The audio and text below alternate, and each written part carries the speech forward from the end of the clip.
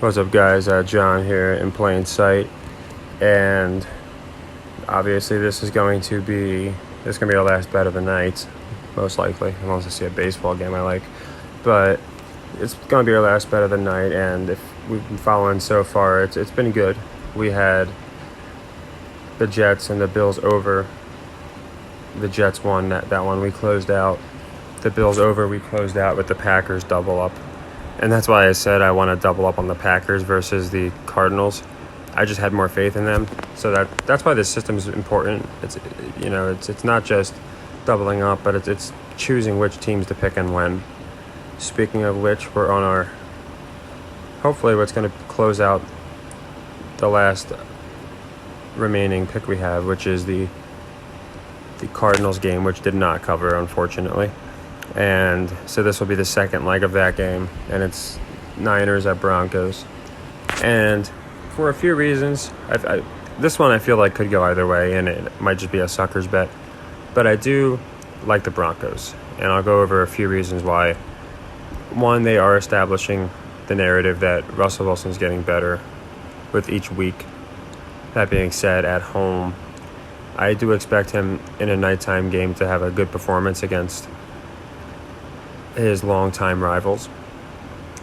They like to push the narrative that playing in Denver with the altitude puts you at a much bigger advantage when you're in Denver, and I think they are going to push that narrative. I also like the Broncos because you can see they're 0-2 against the spread, and this isn't a guarantee, but the odds of them going 0-3 against the spread to start the season, not too likely. Vegas tends to even out these games. And then the last reason I think Denver has a slight advantage over the Niners here is down the road. Denver, I do believe, is going to be a playoff team, or at least they're going to be their division. They're going to be fighting for the division. And in order for that to happen, they need to keep level with the Chiefs and Chargers. And if you look over at the Niners, they're really only competing with the Rams right now, as the Cardinals have not proven themselves to be a very good team. The Seahawks are doing okay. So between the schedules, the fact the Broncos have not covered the spread this year, and they're talking about if Russell has it, I do like the Broncos. I always worry when there's like Jimmy G's coming in to play because Lance is hurt, which should benefit the Broncos, but a lot of times the backup quarterbacks wind up putting on a clinic. But that's the only thing I really don't like. Everything else I like the Broncos at 4. So here, and you'll see we're at 229 because we were paid out on that Packers game. So all we need to do now is atone for the Cardinals that did not cover. So I like the Broncos. And again, you might as well here, in this case, if it's 1.5 points, take them just outright.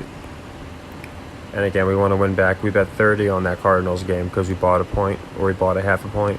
So 30 and 25. You need to win 55 here.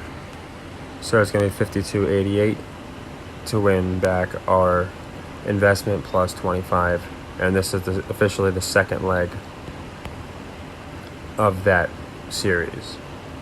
And should the Broncos win, it closes out all of our series, in which case we're at 4. This is our 4th one. We won the Ohio State one closing out yesterday's. We won the Jets, Bengals. Then we won when the Bills doubled up. We got the Packers. And this would be our 4th one. So that's essentially how it works. And we'll be at a good spot if the Broncos win. If not, our 3rd leg will most likely come in the form of a baseball game tomorrow or on tomorrow's game. So just keep with the system. Like I said, you can always adjust your starting bet and things like that. But as long as you keep it consistent and stay with it, you do slowly gain. So again, happy earnings. And if you want a specific game for next week or college or something covered, or if you want me to go into a game that I believe there was a lot of shenanigans that happened today, just let me know and I'll put a video out for that.